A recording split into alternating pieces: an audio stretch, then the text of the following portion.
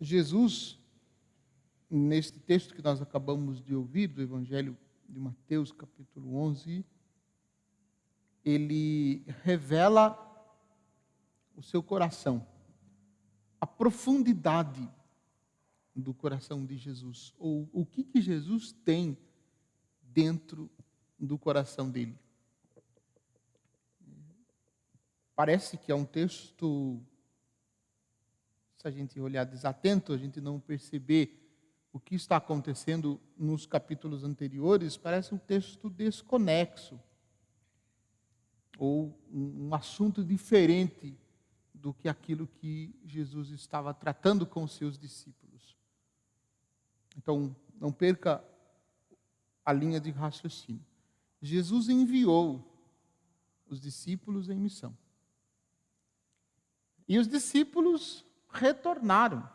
Nesse contexto, os discípulos estão retornando da missão. A gente vai observar isso em outros textos ainda amanhã e durante a semana que vem também. E voltando da missão, os discípulos estão fisicamente esgotados, fisicamente cansados. E o cansaço que Jesus está se referindo não é só o cansaço físico, mas é também o cansaço, vamos dizer assim, entre aspas, mental, o cansaço espiritual, das batalhas vividas durante a missão, das realidades difíceis vivenciadas durante a missão. Então, Jesus, observando isso nos discípulos, ele diz: vinde a mim todos vós que estáis cansados e fadigados sobre o peso dos vossos fardos, e eu vos darei descanso. Porque também, por um outro lado, uma outra perspectiva, tudo aquilo que nós assumimos para nós como peso, como fardo, que não é de Jesus, tudo que nós assumimos para nós que não é de Jesus nos cansa.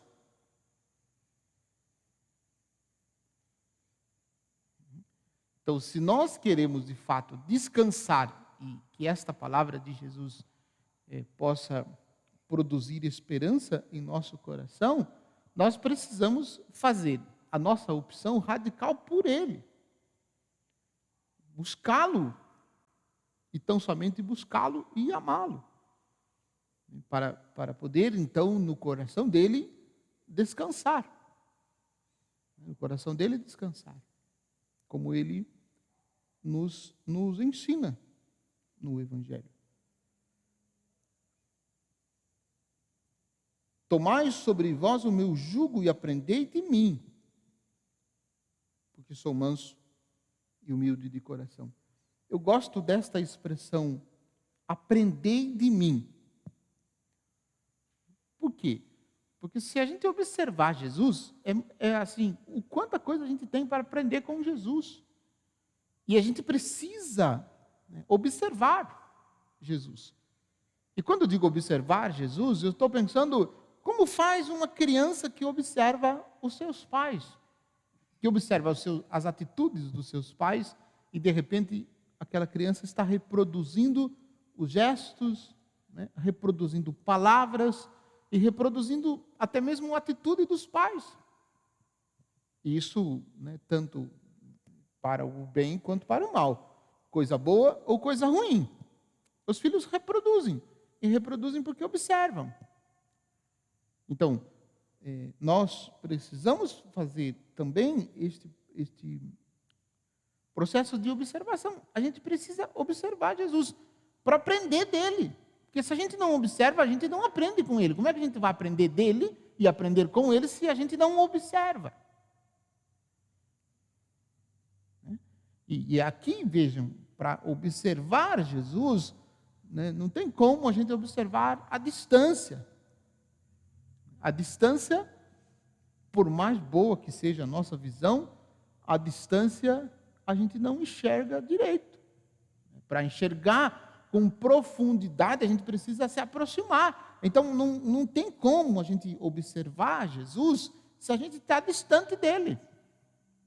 A gente precisa buscar nos aproximar. E o que nos distancia de Jesus? Bom, essa é uma outra pergunta que a gente precisa também meditar. O que nos distancia de Jesus? Sem dúvida nenhuma, é o pecado. E inserido no pecado, tantas outras realidades. Então, nós precisamos aproximar para aprender de Jesus, para observar Jesus. E se nós não observarmos, nós não teremos como imitá-lo. Nós não teremos como aprender dele, né, se nós não observar. E para observar, a gente precisa estar perto. E vós encontrareis descanso, pois o meu jugo é suave e o meu fardo é leve. De repente a gente está carregando, né, uma carga pesada na nossa costa. De repente a gente está, né, carregando um jugo. Interessante essa palavra jugo, é uma espécie de cangalha que usava para colocar nas costas dos bois, para os bois puxar a carroça. Uma espécie de trava que colocava no pescoço do boi. Então é interessante isso. Jesus coloca isso de uma forma muito palpável, muito dentro da realidade de cada um de nós. Então, se nós estamos com o jugo pesado em nossas costas, é evidente que nós não estamos seguindo os passos de Jesus. Porque Jesus diz que o fardo dele é leve e o jugo dele é suave. Então, se nós estamos carregando um pesado fardo em nossas costas, é porque nós não estamos carregando o fardo de Jesus. Nós estamos assumindo outras coisas e vamos colocando em nossas costas. E, de repente, a gente vai ficando cansado, frustrado, desanimado, né, sem força para fazer aquilo que Ele precisa de nós. Então, a gente precisa se aproximar dEle para aprender com Ele, né, e seguir verdadeiramente os passos dEle para que o nosso fardo seja leve e o nosso jugo suave. Por isso a gente reza, né? Aquela jaculatória que o Senhor Jesus ensinou a Santa Margarida Maria de Alacoque, né?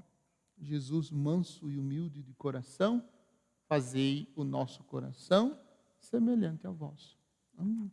Que a gente possa aprender com Jesus. A primeira leitura, eu deixei a primeira leitura para o fim. Normalmente eu falo da primeira leitura, depois eu falo do Evangelho. Hoje eu deixei para o fim. Retomamos então o que eu disse ontem.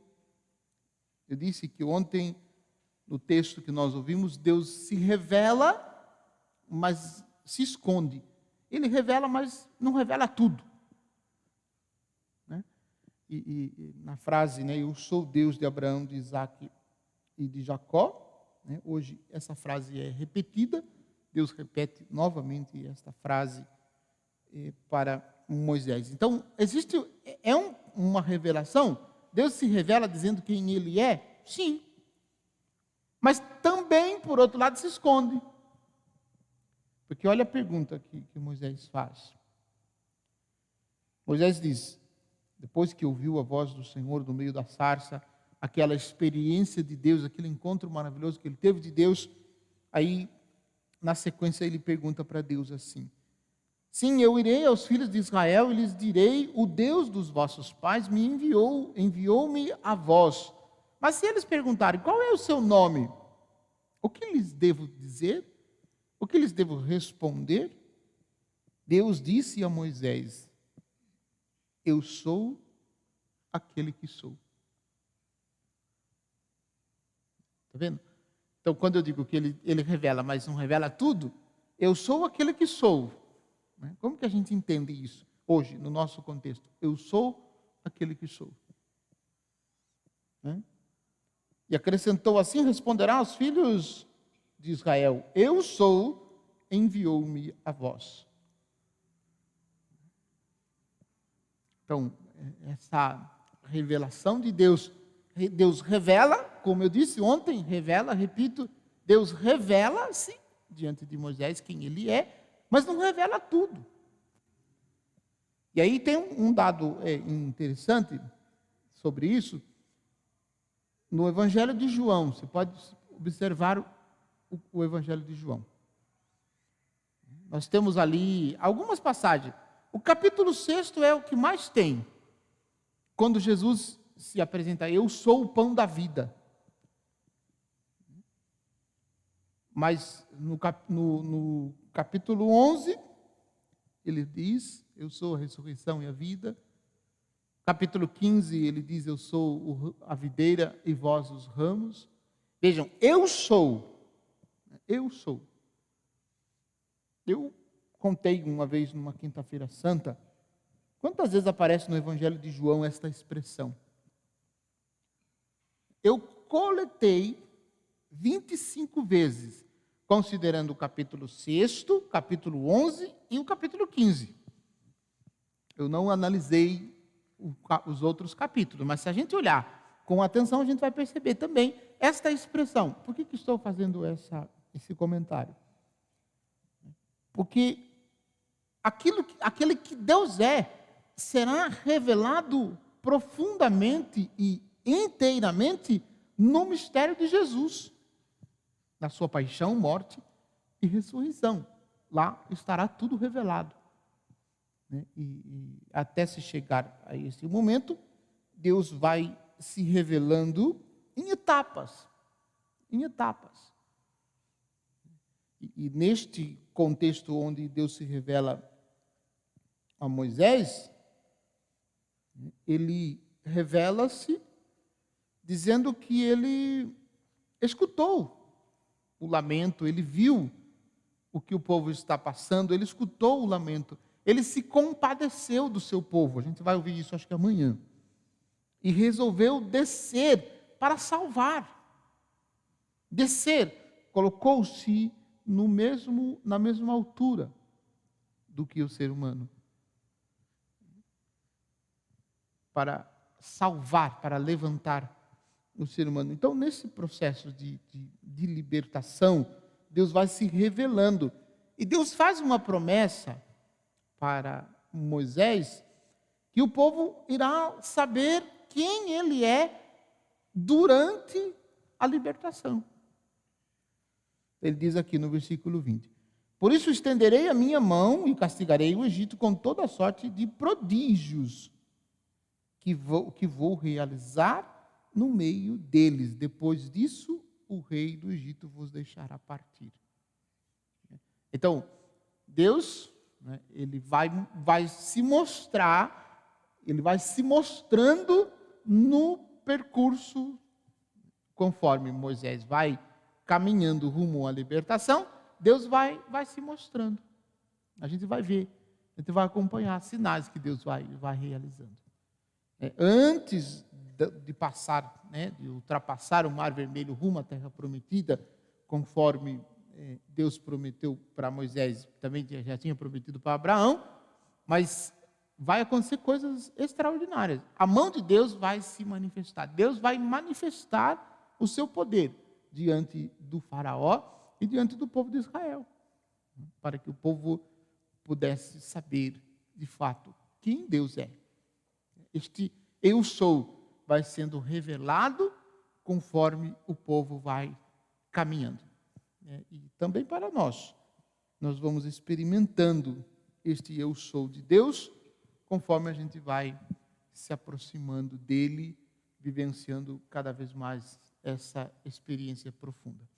Então, que o Senhor, na sua bondade, na sua misericórdia, conceda a cada um de nós a graça de poder encontrá-lo, fazer essa experiência de encontro com ele para transformar a nossa vida e a gente se transformar em discípula de Jesus, seguindo os passos de Jesus e vivenciando a força dos seus milagres, da sua graça revelada na vida de nós. Peçamos ao Senhor que nos conceda perseverança para seguir os passos de Jesus. Louvado seja nosso Senhor Jesus Cristo.